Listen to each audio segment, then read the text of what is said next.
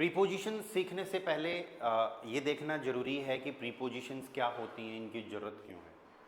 Preposition, pre मतलब पहले, position, position कोई जगह, और तो ओवरऑल कहने का मतलब ये हो गया कि ये यहाँ पर अपन कुछ वर्ड्स सीखने वाले हैं, अराउंड 25 नए वर्ड्स सीखने वाले हैं जो अलग अलग कैटेगरी में होंगे। ये वो वर्ड्स होंगे जो सब्जेक्ट और ऑब्जेक्ट की जनरली प्रीपोजिशन पोजीशंस बताते हैं। ऐसे कुछ वर्ड्स आएंगे लेकिन सारे नहीं हैं, फिर भी उनको प्रीपोजिशन माना जाता है। तो ओवरऑल अपन को क्या करना है कि लगभग 25 वर्ड्स सीखने हैं और वो सारे वर्ड्स क्या होंगे, कैटेगराइज्ड होंगे। कैटेगराइज्ड कैसे होंगे, जिस तरीके से अपन ने शुरुआत में वर्ब्स सीखे हैं, वर्ब्स कि ये नॉमिनेटिव वर्ब है, ये आकुजाटिव है, ये डाटिव है, ठीक है। तो उसी तरीके से अपने पास प्रीपोजिशंस भी हैं। प्रीपोजिशंस जनरली ऑब्जेक्ट से पहले लगती हैं, राइट। ध्यान रखना है, इस एक दो बातों का ध्यान रखना है। वो बातें क्या हैं,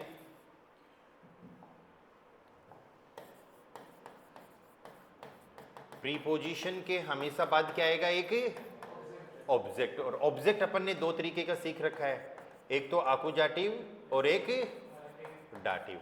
तो इसका मतलब ये हो गया कि जब प्रीपोजिशन ऑब्जेक्ट से पहले लग रही है तो अपने पास कितनी तरीके की प्रीपोजिशन होनी चाहिए, दो तरीके की होनी चाहिए, एक आकुजाटिव और एक डाटिव। पर अभी अपने पास तीन तरीके की प्रीपोजिशंस हैं। तीसरा क्या, नॉमिनेटिव है? नहीं, नॉमिनेटिव तो सब्जेक्ट होता है, राइट। तो सब्जेक्ट के लिए कोई प्रीपोजिशन नहीं है। प्रीपोजिशन हमेशा किससे पहले लगेगी, ऑब्जेक्ट से पहले लगेगी, ठीक है। तो जब किसी ऑब्जेक्ट से पहले प्रीपोजिशन आ जाएगी तो हम उस ऑब्जेक्ट को बोलेंगे प्रीपोजिशनल ऑब्जेक्ट, ठीक है। आकुजाटिव वर्ब के बाद कोई ऑब्जेक्ट आ रहा था तो हमने उसको बोला आकुजाटिव ऑब्जेक्ट, मतलब डायरेक्ट ऑब्जेक्ट। डाटिव वर्ब के बाद कोई ऑब्जेक्ट आ रहा था तो डाटिव ऑब्जेक्ट या फिर इनडायरेक्ट ऑब्जेक्ट, राइट। लेकिन प्रीपोजिशन के बाद में कोई ऑब्जेक्ट आ रहा है तो हम उस ऑब्जेक्ट को बोलेंगे प्रीपोजिशनल ऑब्जेक्ट। अब तीन तरीके की प्रीपोजिशंस कौन कौन सी हैं, ठीक है, वो अपन देखते हैं। फर्स्ट प्रीपोजिशंस जो आ रही हैं वो अपने पास आ रही हैं आकुजाटिव प्रीपोजिशनल। ये प्रीपोजिशन सीखेंगे अपन 7, ठीक है। सेकंड वाली जो आ रही हैं वो है डाटिव प्रीपोजिशनल, ये अपन सीखने वाले हैं 9, ठीक है। और थर्ड जो आ रही है वो आ रही हैं वेक्सल, वेक्सल प्रीपोजिशनल, वेक्सल प्रीपोजिशनल, ये भी आएंगी 9, ठीक है। होगी 25 वेक्सल, ठीक है। अब ये वेक्सल कौन सी है, आकुजाटिव तो चलो ठीक है, वर्ड सुना है, डाटिव भी सुना है। वेक्सल, वेक्सल का मतलब होता है चेंज। इसका मतलब ये आकुजाटिव भी हो सकती हैं और ये डाटिव भी हो सकती। क्या मतलब है आकुजाटिव डाटिव होने का, आकुजाटिव डाटिव होने का मतलब ये है कि आकुजाटिव प्रीपोजिशंस जब आए, जब 7 प्रीपोजिशंस आए तो इनके बाद हमको आकुजाटिव आर्टिकल ही यूज करना है। मतलब यहां पर वही रूल अप्लाई हो रहा है जो पहले हुआ है। आकुजाटिव वर्ब आ रही थी तो हम क्या कर रहे थे, आकुजाटिव पर्सन या फिर आकुजाटिव आर्टिकल, कहने का मतलब आकुजाटिव ऑब्जेक्ट यूज कर रहे थे। तो अब आकुजाटिव प्रीपोजिशन आ जाए तो हमको आकुजाटिव पार्ट ही यूज करना है। हमारी जो भी टेबल्स है ना, राइट, जैसे पर्सन की टेबल में ईश मिश मियर, तो बीच वाला जो पार्ट है मिश डिश, ऐसे था क्या कुछ। दय की टेबल में बीच वाला पार्ट आकुजाटिव, डेन दी दास दी। आइन की टेबल में आइनन आइने आइन। माइन की टेबल में माइनन माइने माइन। तो जो आकुजाटिव जो पार्ट है वो पार्ट आएगा आकुजाटिव प्रीपोजिशंस के बाद में। डाटिव प्रीपोजिशन के बाद में डाटिव पार्ट आएगा। और वेक्सल में कभी आकुजाटिव कभी डाटिव। तो कब आकुजाटिव और कब डाटिव, इसके लिए रूल है, वो रूल मैं आपको बताऊंगा कब, जब हम वेक्सल प्रीपोजिशंस पढ़ेंगे। तो अभी अपन 1 बाय 1 स्टार्ट करते हैं। तो पहला पार्ट अपना किसका रहा है, आकुजाटिव प्रीपोजिशनल,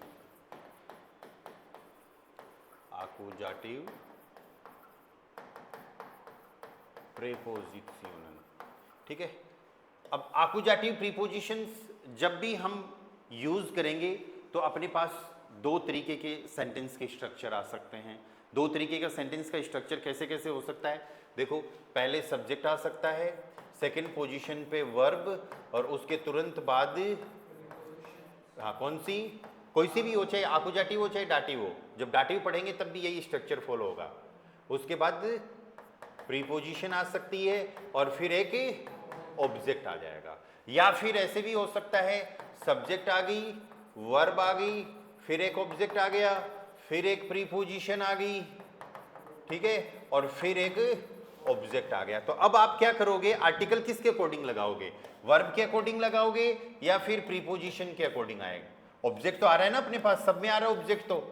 तो ये जो ऑब्जेक्ट्स हैं इनके आर्टिकल किसके अकॉर्डिंग लगेंगे? हमको हमेशा ये देखना है कि हमारे ऑब्जेक्ट से पहले क्या आ रहा है, हमारे ऑब्जेक्ट से पहले प्रीपोजिशन आ रही है या फिर ऑब्जेक्ट से पहले वर्ब आ रही है, ठीक है।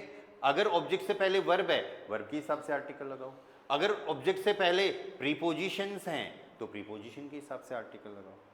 आई बात समझ में? ठीक है, तो ये स्ट्रक्चर अपन को फॉलो करना है। अब यहां पर देखो फर्स्ट सेंटेंस में क्या होगा, पहले सब्जेक्ट लिख दिया, फिर वर्ब लिख दिया आपने, फिर एक आकुजाटिव या डाटिव, जो भी, अभी तो आकुजाटिव पढ़ रहे हैं हालांकि, एक प्रीपोजिशन आएगी और फिर उस प्रीपोजिशन के हिसाब से इस ऑब्जेक्ट का आर्टिकल आएगा। लेकिन सेकंड में देखो सब्जेक्ट और वर्ब के बाद में ऑब्जेक्ट आ रहा है ना, तो इस ऑब्जेक्ट का आर्टिकल, मतलब ये ऑब्जेक्ट में अपन चाहे पर्सन लिखें चाहे कोई नाउन लगाएं, आर्टिकल या पर्सन जो भी होगा वो इस वर्ब के हिसाब से आएगा, राइट। यहाँ पर क्या कर रहे हैं, सब्जेक्ट के हिसाब से वर्ब, वर्ब के हिसाब से ऑब्जेक्ट और प्रीपोजिशन के हिसाब से अगला ऑब्जेक्ट, ठीक है। ये वाला ऑब्जेक्ट इस प्रीपोजिशन के हिसाब से लगेगा, ये वाला ऑब्जेक्ट इससे पहले क्या आ रही है, वर्ब, तो वर्ब के हिसाब से लगेगा।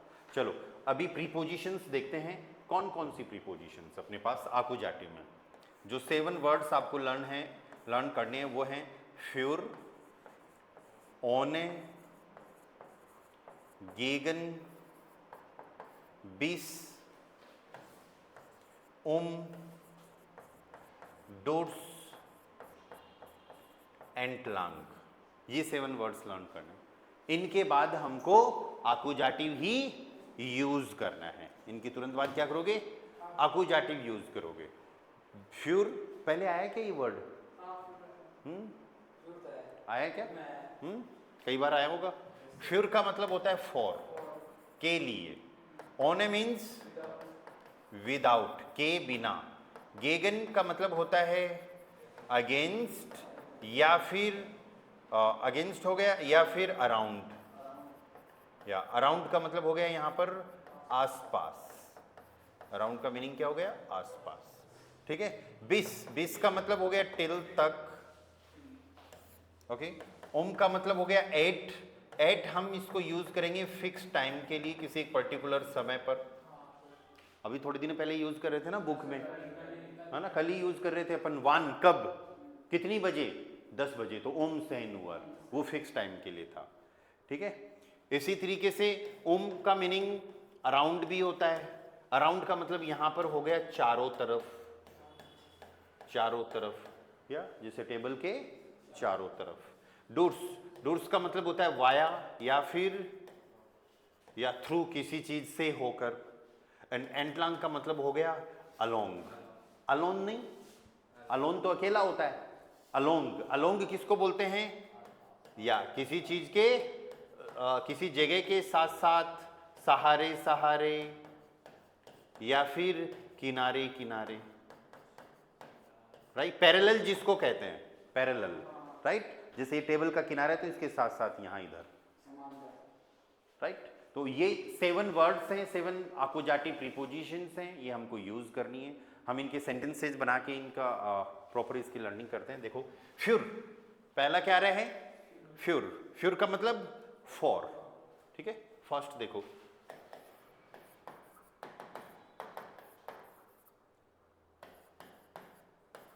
She has a pen for you. उसके पास तुम्हारे लिए एक पेन है। देखो 2 ऑब्जेक्ट आए यहां पर, पहला ऑब्जेक्ट अ पेन और दूसरा ऑब्जेक्ट यू, ठीक है। तो ये पेन जो वो है वो वर्ब के हिसाब से लगेगा और यू किसके हिसाब से लगेगा, फॉर के हिसाब से लगेगा, ठीक है। तो देखो सेंटेंस कैसे बनेगा, सी के लिए जी, हैज कौन सी वर्ब है, हाबन, जी के साथ क्या लगेगा, हार्ट, जी हार्ट, आकुजाटिव वर्ब है ना। अब ऐसे मत सोचना आकुजाटिव वर्ब है तो वो इसलिए आई है क्योंकि हम आकुजाटिव प्रीपोजिशन सीख रहे, नहीं है, ऐसा कुछ नहीं है। वर्ब तो कुछ भी आ सकती है किसी भी सेंटेंस में, आकुजाटिव डाटिव कुछ भी आ सकती है वर्ब, है ना। नॉमिनेटिव भी आ सकती है। जी हार्ट, पेन, पेन होता है कूली, ठीक है। तो ये सेंटेंस इतना तो अपना अलग ही बन गया, या she has a pen, so जी हाट einen Kuli, क्या बनेगा? जी हाट einen Kuli। फॉर के लिए क्या यूज करना है? फ्योर यू। यू कौन है? तुम। दू तो सब्जेक्ट होता है, सब्जेक्ट तो सेंटेंस में ऑलरेडी है, ठीक है। तो दू का हम क्या यूज करेंगे?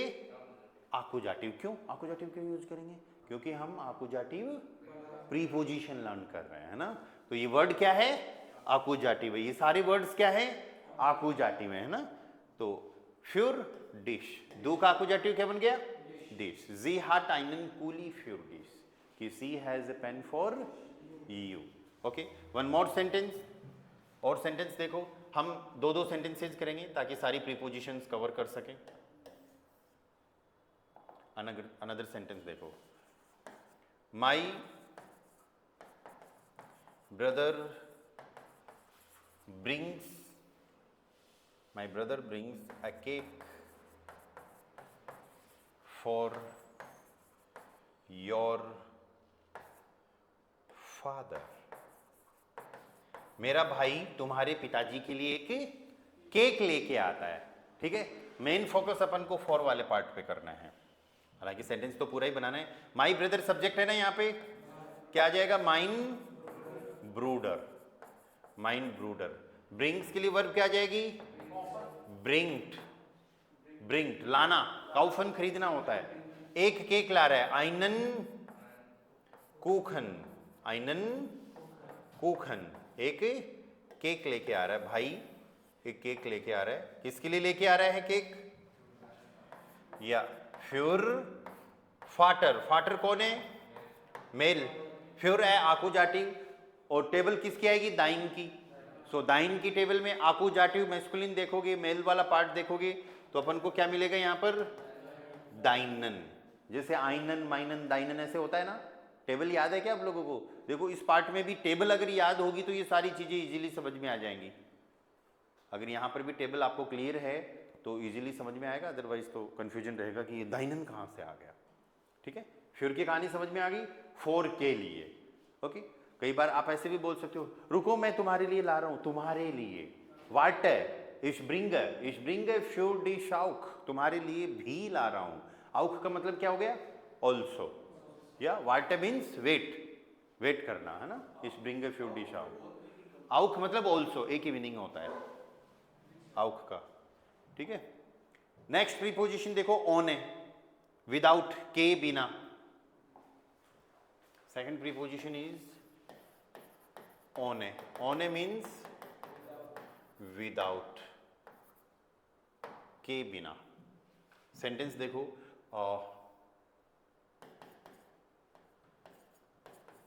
you can come without your books, तुम तुम्हारी किताबों के बिना ही आ सकते हो। You can come without your books। इसमें देखो मॉडल वर्ब का सेंटेंस भी है, इस चीज का भी ध्यान रखना। सो डू कांस्ट, कांस्ट पता है ना सबको, क्योनन वर्ब होती है, डू के साथ कॉन्जुगेशन एसटी लग जाएगा। डू कांस्ट, कम एंड में चला जाएगा। विदाउट के लिए ऑन है। एक किताब को बोलते हैं बुक, और प्लूरल क्या हो जाएगा? ब्यूशर, राइट। अब यहां पर क्या आना चाहिए? कम एंड में आ जाएगा कॉमन, ठीक है। योर, अगेन दाइन, दाइन की टेबल, अरे इधर दो यूज किया है ना, तो योर फिर दाइन की टेबल ही जाएगा। अगर जी यूज करते यू के लिए कि आप, तो फिर वर्ब का कॉन्जुगेशन भी पूरा होता, उसके वर्ब जो है जी के हिसाब से आती, और फिर इधर ईयर कर देते, या पॉजिटिव पता है ना, माइन, दाइन, जाइन, ऐसे ही जी का पॉजिटिव ईयर हो जाता। पर अभी क्या है, दो के हिसाब से दाइन यूज करेंगे। अब हमको क्या यूज करना है? दाइन, दाइन की टेबल बनती है, दाइन, दाइने, दाइन, दाइने, दाइनन, दाइने। हमको कौन सा पार्ट यूज करना है? बीच वाला, आकुजाटिव, क्योंकि ओने कौन सी प्रीपोजिशन है? आकुजाटिव प्रीपोजिशन है। आकुजाटिव पार्ट में हमको कौन सा लेना है? ब्यूशर, बुक्स, प्लूरल, लास्ट वाला, दाइनन, दाइने, दाइन, और प्लूरल में क्या आएगा? दाइने। तो यहां पर क्या आ जाएगा? दाइने। दुकान्स्ट, ओने, दाइने, ब्यूशर, कॉमन। तो यहां पर प्रीपोजिशनल पार्ट जो हो गया वो इतना है। दुकान्स्ट, दुकान्स्ट कॉमन, यू कैन कम, तुम आ सकते हो। कैसे आऊं? किताबों के बिना ही आ जाओ। ओने, दाइने, ब्यूशर. सो du kannst ohne deine Bücher kommen. ठीक है. One more sentence.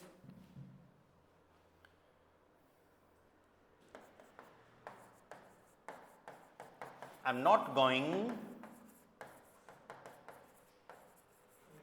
Without her use कर लेते हैं. मैं उसके बिना नहीं जा रहा. कोई लड़की है, उसको लेके जाऊंगा, उसके बिना नहीं जा रहा. I am not going without her. ठीक है. सेंटेंस देखो.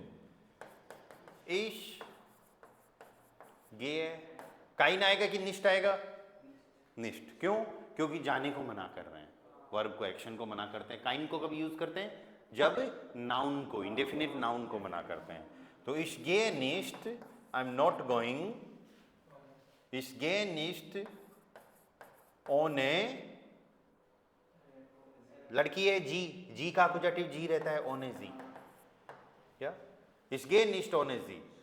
या इसको हम एंड में भी लेके आ सकते हैं. इस गे है ओने जी निष्ठ. ठीक है. हर चीज को मना कर दिया. जाने को भी मना कर दिया, उसको भी मना कर दिया. ठीक है. तो इस गे है निष्ठ ओने जी. ये थोड़ा अजीब सा लगता है बोलने में, तो हम इस निष्ठ को कहां पर लेके आ जाएंगे? सेंटेंस के एंड में लेके आ जाएंगे. इस गे है ओने जी निष्ठ. ठीक है. ओने विदाउट. द नेक्स्ट गेगन. गेगन के दो मीनिंग है, अगेंस्ट या फिर अराउंड, आसपास. ठीक है. चलो हर मीनिंग के साथ में हम सेंटेंसेस बनाते हैं.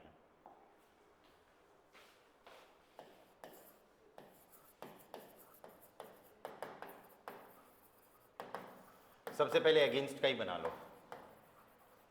दूसरा अराउंड, आसपास. आसपास जो मीनिंग निकल रहा है ये किसी प्लेस के लिए भी यूज हो सकता है, राइट. और किसी टाइम, समय के लिए भी यूज हो सकता है. इतनी बजे के आसपास, राइट. ओके. तो सबसे पहले गेगन, अगेंस्ट वाला मीनिंग देखो. वी आर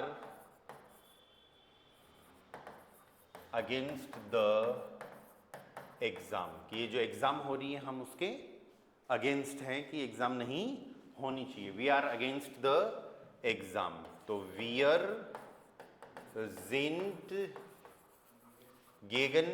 एग्जाम को बोलते हैं प्रूफोंग. दी आर्टिकल होता है. यूएनजी जिस वर्ड के एंड में आ जाए वो सारे दी. 100%. यूएनजी जिस वर्ड के एंड में आ जाए वो सारे क्या हैं? दी आर्टिकल होगा उनका. ठीक है. और दी का अपोजिटिव दी ही रहता है. वीयर जिंट गेगन दी प्रूफोंग. We are against the exam. Okay. Another sentence. She is against her mother. वह अपनी मदर के अगेंस्ट है, खिलाफ है. ओके. सो सी के लिए क्या यूज करेंगे? जी इस्ट गेगन. मदर को क्या बोलेंगे? मोटर. ठीक है. अब हर के लिए क्या आएगा? जी का पॉजिटिव ईयर. ईयर यूज करते हैं ना. ठीक है. और मदर है फेमिनिन, तो अपोजिटिव पार्ट में क्या आ जाएगा? ईयर है. सो जी इस्ट गेगन ईयर है मोटर. वह अपनी मदर के खिलाफ है. ऐसे ही अराउंड, आसपास, प्लेस और टाइम दोनों के लिए बनाते हैं सेंटेंसेस. ओके. जैसे फॉर एग्जाम्पल आपको बोलना हो कि my friend is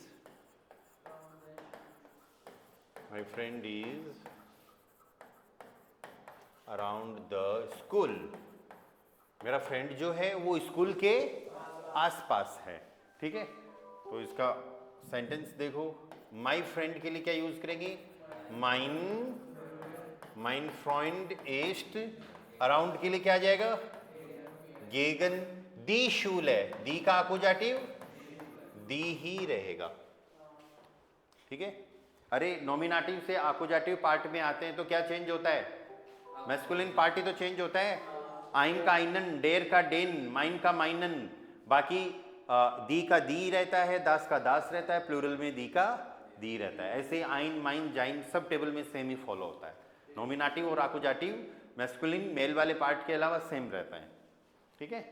so mine friend east गेगन दी शूल है, मतलब अराउंड. अब ऐसे अगेंस्ट मत कर देना. इधर स्कूल है, इधर मेरा दोस्त है, उसके अगेंस्ट है, खिलाफ है, उसके लड़ाई चल रही है, बोले स्कूल के खिलाफ है. नहीं, ऐसे मीनिंग मत निकालना.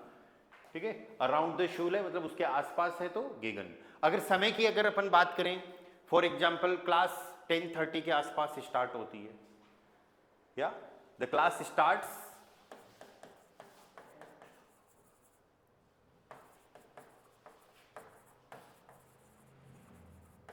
अराउंड 10:30, ठीक है। तो हम इसको कैसे बनाएंगे, डेयर उन्टरिस्ट, क्लास को क्या बोलेंगे, डेयर उन्टरिस्ट। स्टार्ट के लिए बेगिंट, डेयर उन्टरिस्ट बेगिंट, या डेयर उन्टरिस्ट बेगिंट गेगन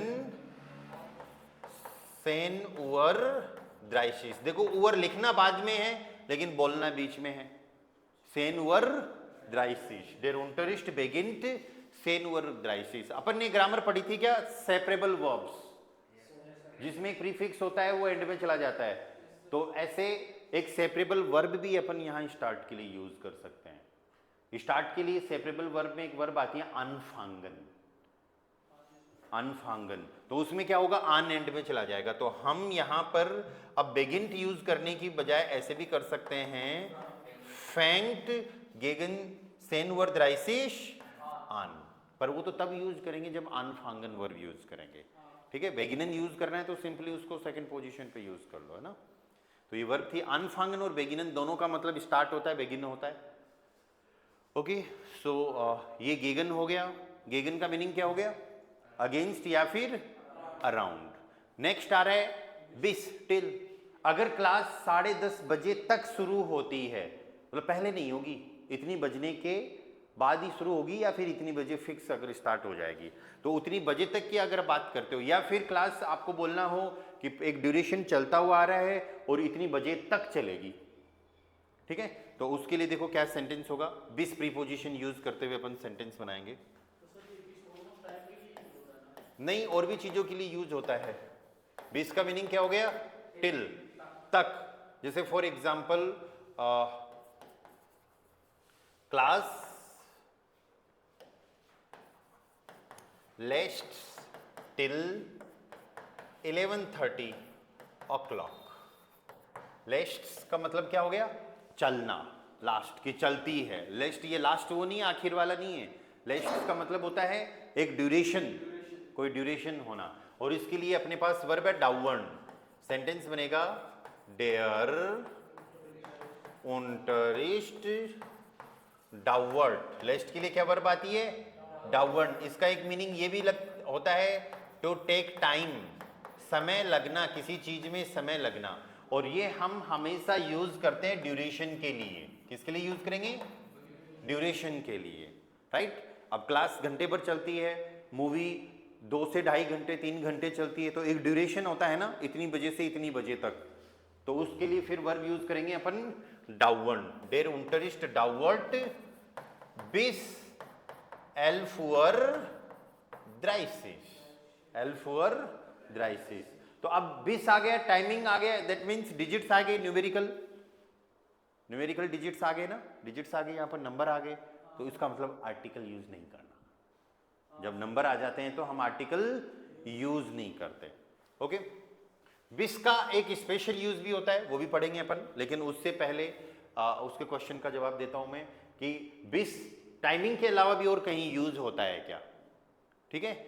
फॉर एग्जाम्पल मैं जनरली आपको पूछता हूं कितने नंबर पेज पे हैं अपन, कई बार पूछता हूं ना अपन कहां तक हो गया, ठीक है, तो आप सेंटेंस बनाओगे कि हमने 20 नंबर तक पढ़ लिया, या we have learn till page number 20।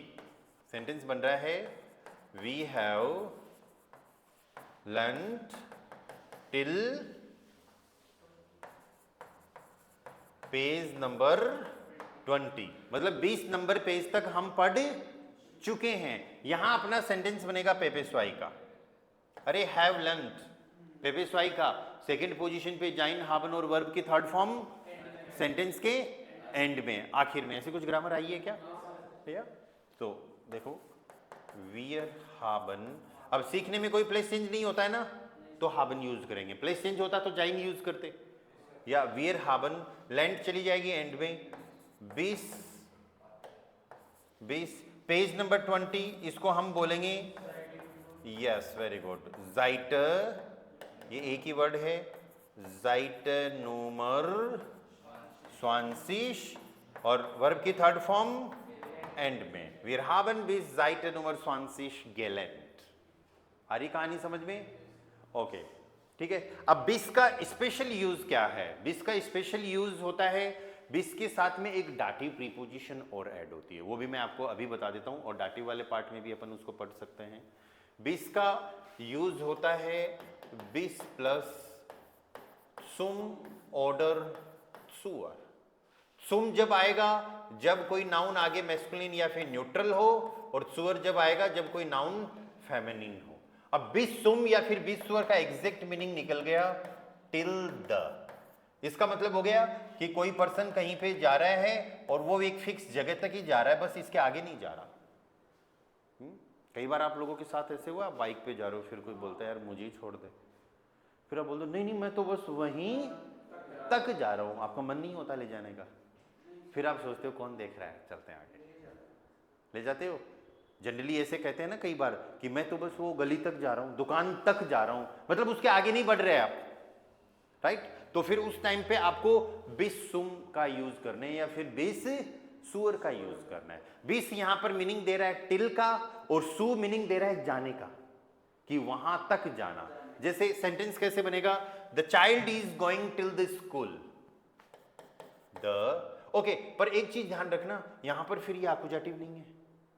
ये आकुजाटिव क्यों नहीं है? क्योंकि बिस तो कौन सी प्रीपोजिशन है? आकुजाटिव, और सु आएगी अपने पास से डाटिव में, तो यहां पर अपन क्या यूज करेंगे? आर्टिकल, डाटिव आर्टिकल यूज करेंगे। इस चीज का आपको ध्यान रखना है, ठीक है। सेंटेंस बन रहा है the child is going till the school. बच्चा स्कूल तक जा रहा है, उसके आगे नहीं जाएगा। तो जब भी आपको ऐसा मीनिंग देना हो कि पर्टिकुलर लोकेशन तक ही जाना है, उसके आगे नहीं जाना, तो फिर बिस सुम का यूज करना। क्योंकि ये मैंने आपको अभी इसलिए बताया क्योंकि आप सारी प्रीपोजिशंस पढ़ने के बाद में ऐसे कंफ्यूज हो सकते हो, यार बिस आकुजाटिव भी आ रहा है, सुम डाटिव भी आ रहा है, कौन सा आर्टिकल यूज करें? तो बाद में जो प्रीपोजिशन आ रही है उसका आर्टिकल यूज करना है। सेंटेंस देखो, चाइल्ड के लिए दस किंड इज गोइंग गेट, नहीं ईस्ट नहीं आएगा, वर्ड टू वर्ड ट्रांसलेट मत करो, हेल्पिंग और मेन वर्ब होती है, मेन वर्ब यूज करते हैं। द स्किन्ड गेट, टिल द के लिए अब फिक्स या यूज क्या करना है? बिस, या तो सुम या फिर सुअर, ये चीज डिपेंड करती है आगे वाले वर्ड पे। आगे वाला वर्ड क्या है? दी शूल है या फेमिनिन, फेमिनिन है तो फिर क्या यूज करोगे? बिस सुअर यूज करोगे। अब आप सोचोगे इसमें आर्टिकल कहाँ है, आर्टिकल है कि नहीं है? अरे आर्टिकल ऑलरेडी है इसमें, आगे मैं आपको बताऊंगा कि सुम कैसे बना है और सुअर कैसे बना है। चलो अभी देख लो, ये बना है सु प्लस डेम, और ये बना है सु प्लस डेयर। डेयर तब होता है डाटिव में जब कोई नाउन फेमिनिन हो, याद करो, दी डेयर, डाटिव में डेयर आ रहा है ना, राइट। तो इस चीज को ध्यान रखना। तो इसका मतलब डेयर दी दास दी वाला आर्टिकल इसमें ऑलरेडी है, ठीक है। The child is going till the school, द स्किन्ड गेट बिस सुअर शूल है। Another sentence, I am going, और यहां पर हमेशा जाने की बात होगी, इस चीज का ध्यान रखना। टिल द इंस्टीट्यूट, मैं इंस्टीट्यूट तक जा रहा हूं। सेंटेंस क्या बनेगा? इस गे, अगर आपने ऐसे कर दिया इस गे सुम इंस्टीट्यूट, इसका मतलब तो ये हो गया कि मैं इंस्टीट्यूट जा रहा हूं।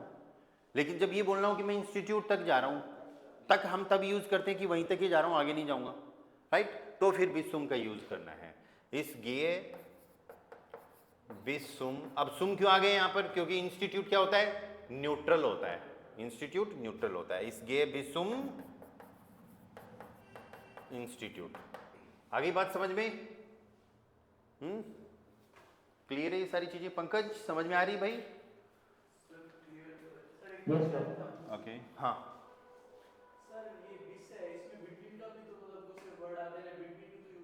क्या यूज हो सकता है? बिटवीन नहीं, बिटवीन अभी नहीं है, बिटवीन अभी नहीं है। बिटवीन तो उसमें आएगा जो वेक्सल प्रीपोजिशन थी ना तीसरे टाइप की, इस वाली प्रीपोजिशन में आएगा बिटवीन, ठीक है, यहां नहीं है। ओके चलो अगली प्रीपोजिशन देखते हैं अपन। उम के दो मीनिंग हैं। सर एक ये जो यस सर ये जो दो ऑब्जेक्ट वाला है ये एनवीडीए की तरह है ना थोड़ा नहीं सा। नहीं नहीं, एनवीडीए यहाँ नहीं है। एनवीडीए की सेंटेंसेस तो दोस्त तब बनते हैं, दो ऑब्जेक्ट ठीक है यहाँ पर, एनवीडीए में भी दो ऑब्जेक्ट होते हैं, पर एनवीडीए की सेंटेंसेस तब बनते हैं जब कोई इंटेंशन की बात हो रही हो, इस चीज को मत भूलो। एनवीडीए टाइप के मतलब दो ऑब्जेक्ट वाले सेंटेंसेस तो बहुत सारे कई सारी ग्रामर में आएंगे, आगे और भी ग्रामर आएगी A to B1 में, उनमें भी दो ऑब्जेक्ट वाले सेंटेंसेस बनेंगे। पर एनवीडीए तभी बनता है जब कुछ ना कुछ इंटेंशन हो, पर्पज हो, कि एक पर्सन किसी दूसरे पर्सन को कोई चीज दे रहा है तो वहां पर इंटेंशन है, मतलब दूसरे पर्सन को वो चीज चाहिए, तो उसी टाइम पे हमको एनवीडीए बनाना है।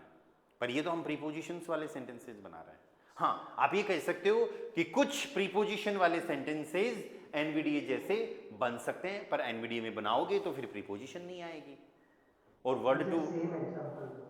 हाँ मैं आपको एग्जाम्पल दूंगा, इस चीज़ का एग्जाम्पल दूंगा, डोंट वरी। पहले ये प्रीपोजिशन कवर कर लेते हैं, उसके बाद में अगर भूल जाऊं तो याद दिलाना, अदरवाइज मैं आपको ये एग्जाम्पल दूंगा ना कि कौन से केस में किस टाइप के सेंटेंसेज में एनवीडीए बना सकते हैं और उन्हीं को प्रीपोजिशन के साथ बना सकते हैं। ठीक है चलो अभी इन तीन प्रीपोजिशन को और पढ़ते हैं अपन। फिक्स टाइम या फिर चारों तरफ। ठीक है देखो अगर कोई काम आप किसी समय के आसपास कर रहे हो तो गेगन यूज कर लो, कोई भी चीज मूवी क्लास सेमिनार अगर किसी समय तक चलती है तो बिस यूज कर लो, और फिक्स टाइम पे स्टार्ट होती है तो यूज करना है। ठीक है तो next preposition is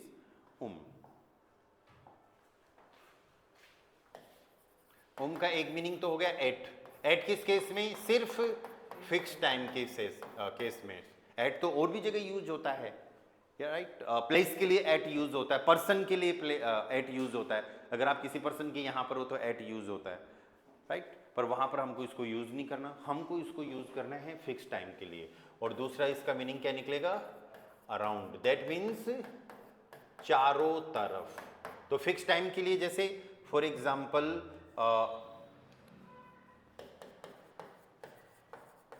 the party starts at 9 o'clock। Party जो है वो 9 बजे शुरू होती है। ठीक है तो अपन यहां पर क्या बोलेंगे? The party begined 9 Uhr। Article की जरूरत नहीं है अपन को, the party begined 9 Uhr। Exam 10 बजे स्टार्ट होती है तो आप क्या बोलोगे सीधा? ओम सेन ओवर। तो कोई भी काम अगर फिक्स समय पर कर रहे हो तो आपको क्या यूज करना है? ओम का यूज करना है।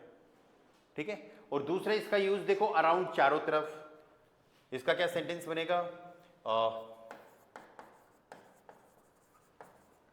Students are playing around the tree. Students जो हैं वो पेड़ के चारों तरफ खेल रहे हैं। ठीक है चारों तरफ के लिए।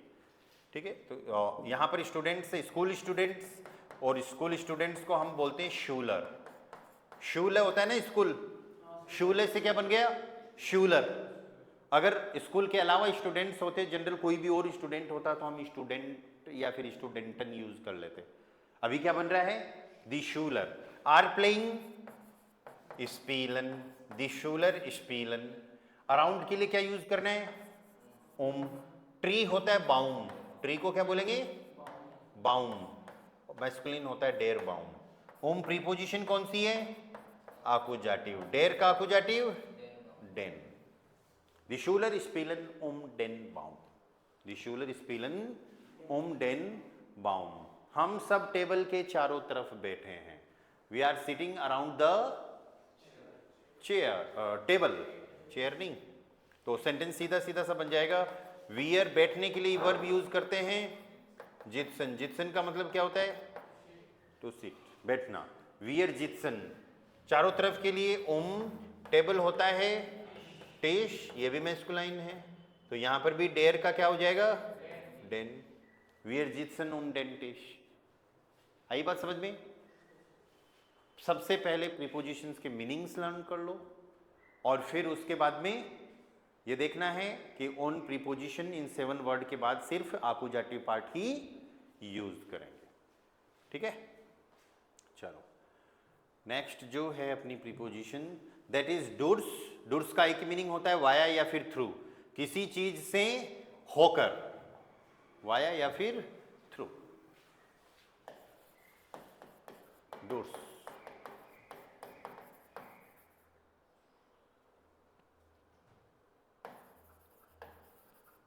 जैसे for example they are coming through the city, city से होकर आ रहे हैं, राइट सिटी चले गए थे, वो एक जगह से दूसरी जगह आ रहे हैं, बीच में सिटी है, राइट यहां से चल रहे हैं, बीच में सिटी है और इधर वापस आ रहे हैं, तो सिटी से होकर वो आ रहे हैं।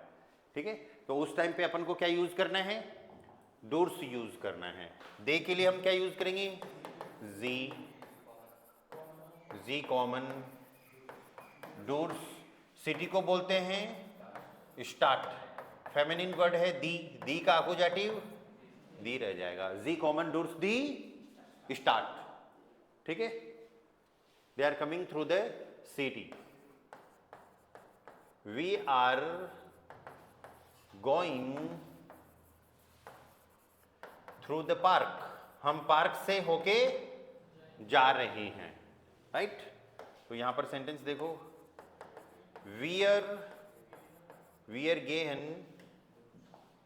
यस डोर्स, डेर का आकुजाटिव डेन, या डोर्स डेन पार्क, वियर गेहन डोर्स डेन पार्क, या हम पार्क से होके जा रहे हैं। ओके, she comes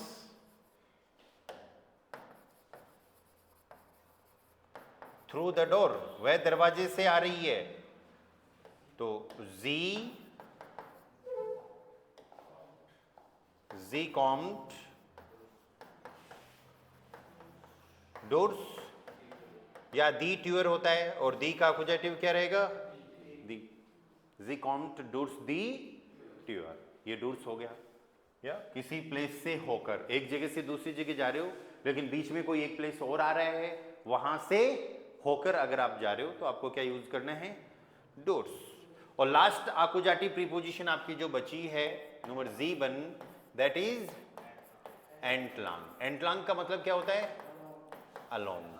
देखो अब तक क्या हो रहा था, आप पहले सब्जेक्ट यूज कर रहे थे, फिर वर्ब यूज कर रहे थे, फिर प्रीपोजिशन आ रही थी और फिर ऑब्जेक्ट आ रहा था, ऐसे हो रहा था ना।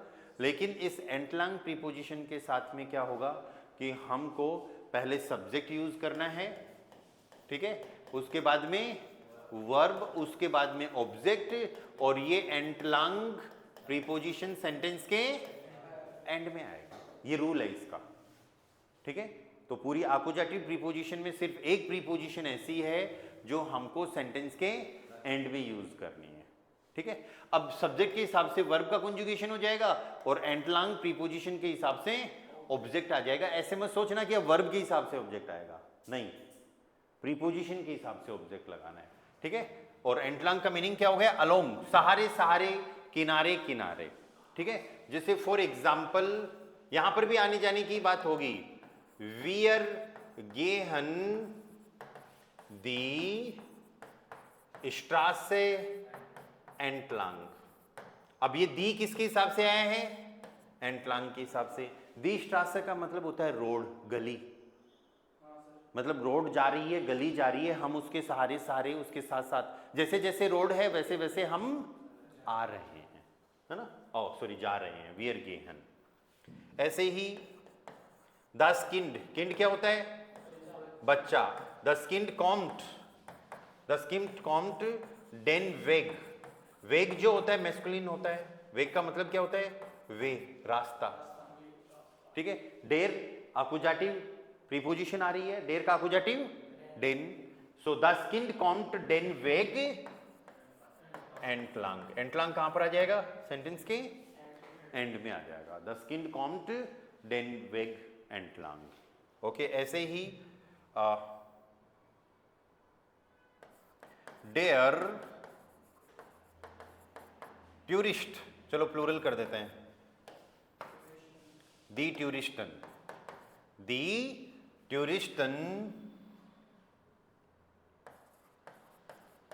वांडन, वांडन का मतलब होता है वांडर करना, घूमना, हाइकिंग करना, है ना, पैदल घूमना फिरना।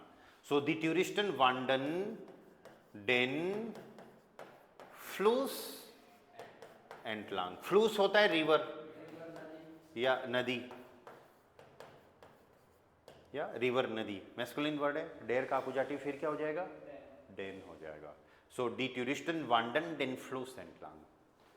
टूरिस्ट जो हैं वो नदी के किनारे किनारे घूम रहे हैं, किनारे पर घूम रहे हैं। सर दुखने लग गया क्या?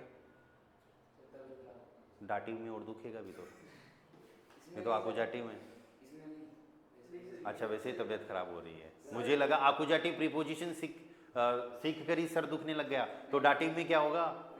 डाटिव में तो मल्टीपल यूजेज हैं, एक प्रीपोजिशन के 4-4, 5-5 यूजेज हैं, है ना। और वो खासकर मिट और बाई ऐसे 2 प्रीपोजिशन आएंगे, उनके साथ होगा। बट डोंट वरी, आपको तो क्या करना है, रिवाइज करनी है। अभी बुक अपनी चल ही रही है, बुक के साथ चीज़ें आती जाएंगी, क्लियर होता जाएगा। हाँ बोलो। कोई भी अपन टाइम बताते हैं उससे पहले उम यूज करते हैं, तो सर ये जो प्रीपोजिशन का उम है वो कोई सी भी जैसे मान उसमें यूज करते हैं तो उसमें कंबाइंड हो जाएगा सर?